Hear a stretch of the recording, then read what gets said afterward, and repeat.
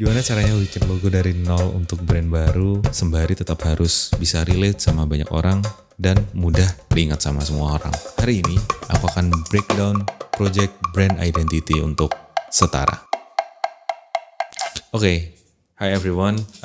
Untuk memberi konteks terlebih dahulu, beberapa waktu yang lalu aku mendapat satu project untuk membuat brand identity untuk brand fashion baru milik temenku sendiri. Mereka berangkat dari premis gitu bahwa semua yang berpijak dan bergerak di bumi ini itu setara. Oleh karena itu perlu adanya keseimbangan agar menciptakan inklusivitas atau kesetaraan di mana aja. Banyak sekali kejadian-kejadian yang tidak terduga di hidup kita, ya kan? Mulai dari ketika berkegiatan, berrutinitas, bekerjaan, kehidupan sehari-hari, transportasi, mobilitas, dan lain sebagainya. Termasuk berpakaian gitu. Bisa aja hal-hal yang gak terduga tuh terjadi dalam kita berpakaian gitu. Nah, oleh karena itu mereka pengen membuat brand yang hadir sebagai mitigasi bagi orang-orang yang ingin melanjutkan pekerjaannya, melanjutkan aktivitasnya tanpa harus takut terhambat oleh sesuatu. Akhirnya dia bikin brand yang namanya Setara untuk menjawab keresahan mereka sendiri. Membuat brand kaos polos untuk bisa dipakai oleh siapa aja dan untuk kondisi atau situasi apa saja. Dan dari produknya pun itu sudah memakai produk kaos polos sehingga mereka nggak mau menggunakan grafis-grafis yang terlalu maksimalis begitu. Sehingga mereka membutuhkan brand identity, mereka membutuhkan logo, mereka membutuhkan sistem identitas sehingga bisa membuat brand ini menjadi lebih hidup. Oke, selanjutnya adalah framework pekerjaan yang aku lakukan. Aku bagi menjadi 4 bagian. Yang pertama, discover. Yang pertama adalah riset dulu. Aku berangkat dari beberapa pertanyaan begitu. Yang pertama adalah apa sih yang dipengenin sama klien gitu.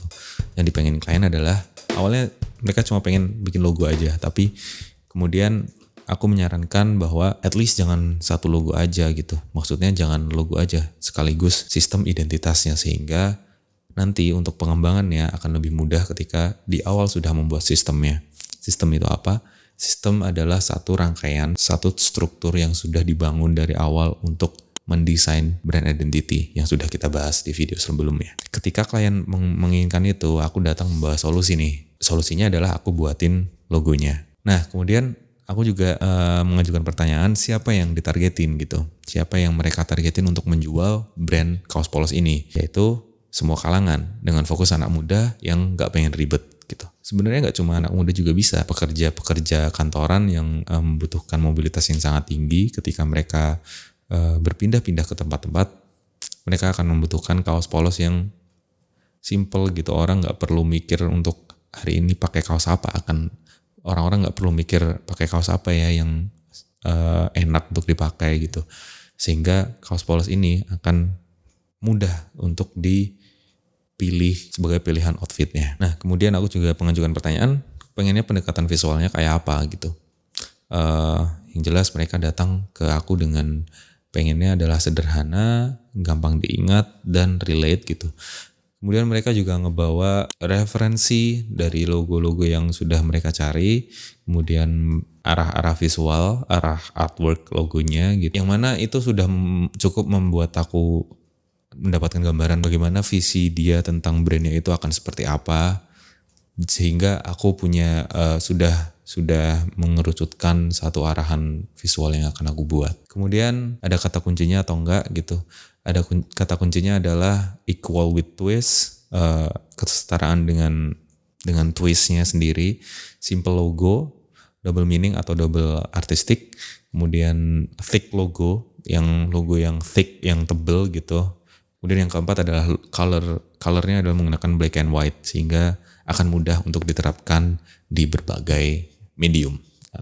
Gitu. Nah, kesannya pengen seperti apa? Kesannya adalah dengan persona yang ramah, persona hangat, inklusif, dan persona seimbang sehingga menciptakan kesan-kesan yang brand ini ramah deh, kayaknya ini aku kenal deh kayaknya dengan brand ini. Dengan begitu orang-orang akan mudah untuk mengambil keputusan untuk membeli atau mengadopsi kaos polos dari brand ini gitu. Begitu, kemudian aku juga melihat kompetitor yang ada gitu, walaupun dengan skala yang berbeda, seperti Tenude Attire, atau Matsuda, atau yang sudah sangat besar yaitu Uniqlo gitu. Kaos mereka seperti apa, arahan artistik mereka seperti apa, dan lain sebagainya. Kemudian masuk tahap 2 yaitu define, narrowing down the core message. Inti pesannya apa sih gitu? Inti pesannya adalah setara, semuanya setara, semua bisa pakai dan gak harus ribet gitu. Dari kata-kata itu, aku menerjemahkannya ke dalam bentuk visual. Apa ya visual yang bisa menggambarkan kesetaraan, menggambarkan inklusivitas. Challenge-nya harus bikin grafis yang representatif dan menyimbolkan kesetaraan. Sehingga dari orang-orang melihat logo atau melihat grafis yang aku buat, itu akan juga mudah menangkap bahwa itu adalah setara, itu adalah logonya setara. Nah, setelah define, mengolah hasil riset, aku akan masuk ke dalam developing visual identitas. Yang pertama aku membuat mood board. Mood boardnya seperti ini. Kalau tadi kan klien mengirim mood board untuk aku, kemudian aku tetap harus membuat mood board untuk menggambarkan arahnya akan seperti apa. Aku carilah itu di Pinterest, cari dari brand yang udah ada, dari kompetitor, dari Behance dan lain sebagainya. Mencari satu arahan logo yang bisa dipakai. Dan aku juga nyari dari karya seni, dari alam-alam waktu itu, mencari apa ya yang bisa aku adopsi menjadi sebuah grafis gitu. Aku nggak cuma ngambil dari logo yang udah ada, aku nggak cuma mengambil bentuk atau elemen yang udah ada menjadi dalam bentuk grafis gitu. Aku juga ngambil dari berbagai aspek lain yang bisa aku adopsi ke dalam bentuk grafis. Nah, setelah mood boardnya selesai, aku mulai sketch logo nih. Kenapa sketch adalah tahap yang penting? Karena sketch itu bisa mewujudkan bentuk-bentuk yang abstrak di dalam otak atau dalam pikiranku menjadi bentuk 2 dimensi. Setelah sketch, waktu itu aku udah memberi beberapa pilihan choice dulu sih. Ada 2 choice waktu itu, yang satu seperti ini dan yang satu seperti ini gitu. Dari situ timbul diskusi dan di feedback gitu, saling lempar feedback dari aku gimana dan dari klien gimana dan seterusnya. Kemudian yang keempat adalah deliver. Setelah melalui berbagai iterasi, melalui diskusi yang panjang dengan klien, akhirnya ini dia logo yang sudah jadi.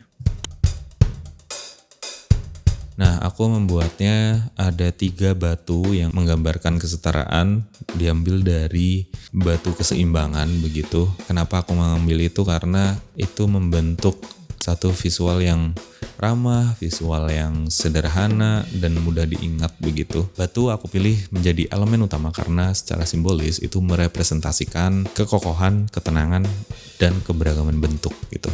Dalam keseimbangan batu tidak ada satu bentuk yang dominan. Semua batu itu memiliki perbedaan, memiliki karakter masing-masing, dan dalam keseimbangan batu itu batu disusun dengan bentuk masing-masing, dengan kelebihan dan kekurangan masing-masing untuk menciptakan harmoni dalam susunan yang utuh gitu. Sehingga dari grafisnya aku membuat 3 layer batu itu agar menyimbangkan kesetaraan, menggambarkan keseimbangan, menggambarkan bagaimana setiap individu tanpa memandang latar belakang atau identitas dapat saling melengkapi dan berdiri sejajar dalam sebuah struktur yang stabil. Dengan gaya seperti ini aku merasa ini bisa diterapkan di dalam bentuk seperti name tag kaos, menjadi packaging seperti ini, di profile Instagram atau landing page seperti ini, dan lain sebagainya. Kesimpulannya adalah dari kesederhanaan bentuk visual setara ini memungkinkan brand tampil fleksibel di berbagai kondisi dan berbagai konteks penggunaan yang sesuai dengan nilai utama brand, yaitu inklusif, adaptable, dan relevan dalam situasi apapun. Itu dia breakdown untuk brand setara. Mari kita diskusi di kolom komentar bagaimana menurutmu logo yang aku buat ini. Kalau mau kritik silahkan di kolom komentar. Harapannya aku bisa berdiskusi dengan penonton dari berbagai sudut pandang. Gak harus desainer yang komen, orang umum juga boleh, silakan. Terima kasih sudah menonton konten ini. Sampai jumpa di konten lain. See ya.